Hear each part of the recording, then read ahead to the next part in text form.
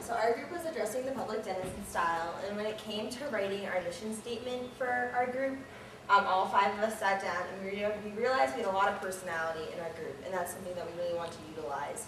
So we really want to focus on having 5 individual voices coming together as a cohesive and collective whole.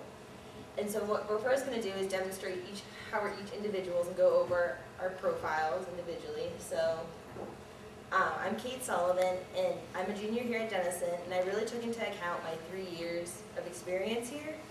And so I really try to provide my personal experience and reflect on it, and then try to provide some advice as well. And through my role in the videos, I try to play numerous characters that I've actually experienced here at Denison or encountered. And so I just really tried to use that perspective of just coming from that. Hi everyone, sorry about my voice, it's a little raspy. My name's Carly Shantz, I'm a sophomore here at Denison. My contribution to the blog really consisted of helping design kind of our system and how we went about approaching the blog. We kind of made up this pseudo-broadcasting company called PAB, which is Public Address Broadcasting, and it helped us every time we approached or was assigned a new project. We were able to approach it in that way and kind of figure out how, or kind of fit it within the conventions of a news broadcasting's design when it came to filming. And then also we were able to have that contribute to how we were posting our textual blogs, our blog posts about the videos. So it really all kind of worked together nicely and made it a lot easier for us.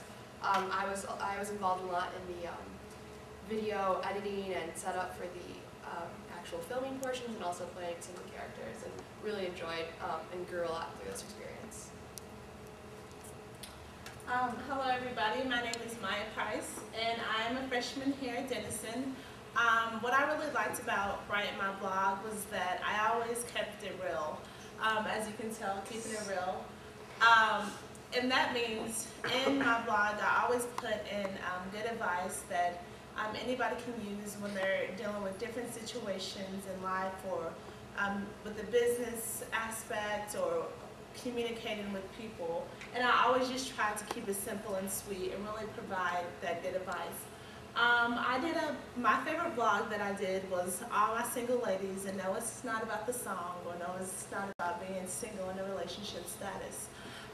But it was about, basically, we talked about different roommate conflicts and roommate situations. And you know, in college you can have a roommate, or you can be in a single, and I live in a single, and I love it, and that's my that's my favorite blog that I wrote about. And throughout all of our videos, I was the video correspondent, so when we do show our video, you'll see me, my favorite part. So. Yeah. Hi, I'm Lashley. I'm a freshman here at Denison, and in my blog post, I try to use personal experiences to relate to whatever our topic was, like the teacher and student dispute, or like the roommate dispute. I really try to focus on effective communication and how to approach these situations in real life. I kind of have like a playful point of view. My voice in the blogs is kind of, you know, I'm telling these anecdotal stories and just kind of trying to have fun with it. I also try to consider multiple points of view. Like for the teacher-student dispute, I try to look at it from both points of view, because that's really how you need to approach any situation, and try to come out with it so that both sides of the conflict are having a win-win. I played numerous characters in the blogs. Hello everybody, I'm also a freshman here at Denison. And the way that I approach my own blog is like everybody else. I use my own personal experience, and I think that was a very effective way, because as you heard, each of us had a different type of experience in the past. And so by taking all of our separate experiences, we were able to actually combine that into making the different video blogs and our different posts.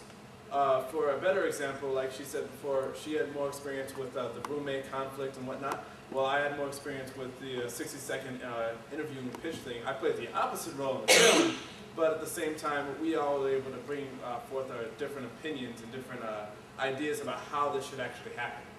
But when I wrote my blogs, the thing that I like to do was take it step by step, because I figured out that the entire process that one has to go through to make a good impression, or just to do good communication, it's not the end product that matters the most. It's more about the process leading up to that point.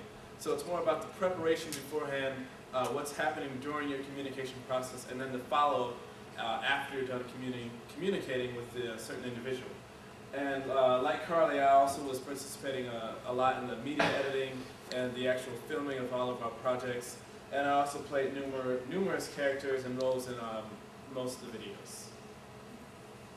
Well, we wanted to kind of explain the technological aspect to our video blog posts. I think one word that we can honestly use to describe our videos would be polished. We really tried to make a point to have it be a cohesive story in each of the video posts. And we did that by using iMovie and Final Cut Pro, and also just kind of having a really solid storyline in which we were able to like portray our ideas. And it really, I think, added to the whole experience for the audience and ourselves in general. And then as far as the experience goes, we actually learned a lot by just going through this editing process. And the reason that she says polish is because we usually spend at least about an hour or so focusing on the editing process.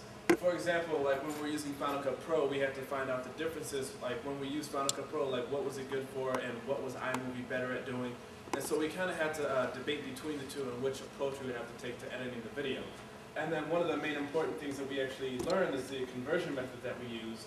And that consisted of basically, we tried to convert it into different forms of video, and then we found that the easiest one would just be to upload it to YouTube and then link the YouTube link into the actual blog post. But aside from that, like Carly said, we just wanted to, like that says, line up the perfect shot.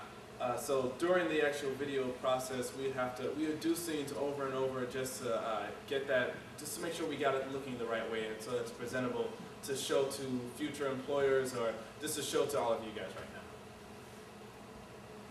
now. And about the skills that our group use, first of all, we have a wonderful group. And when it comes to group presentations, I know it's really hard to like work with certain people, or they can be quite difficult.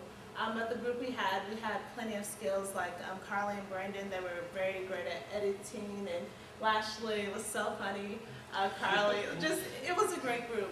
But aside from that, when we did our blogs and when we did our videos, we each took a different perspective. Like I was a correspondent, and then we had Carly who did presentations within the blog, and like audience members also. And along with our blogs, like we took different perspectives because we all had our own opinion about one situation or the next. So like Carly was saying before, in the end it was all cohesive and it all came together, which made our blog posts and our videos very successful. So some of the experiences that we focused on was, one of them was the 60-second elevator pitch. And this really just talked about how to not only utilize this opportunity when it comes along, regardless of whether or not it's on an elevator, but how to also effectively do it as well. And so you're going to see in our post or video post in a moment how we show there's the effective way to do it, and then there's also the not effective way to do it as well. And so we really recommend trying to pay attention to see the details on what you can do to improve it and what you should probably try to avoid doing.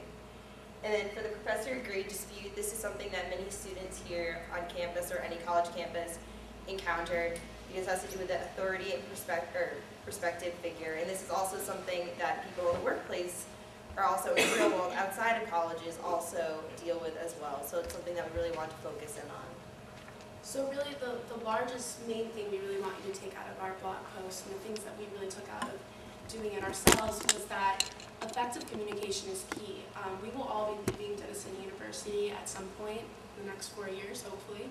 And we need to be able to know how to communicate, how to interact with people. That's really like a fundamental human skill. And it's not something that you really think of every day, how you interact and how you're coming off to people. And so it's really kind of nice that we were able to like really break down the steps, and we really hope that you guys can see that as well.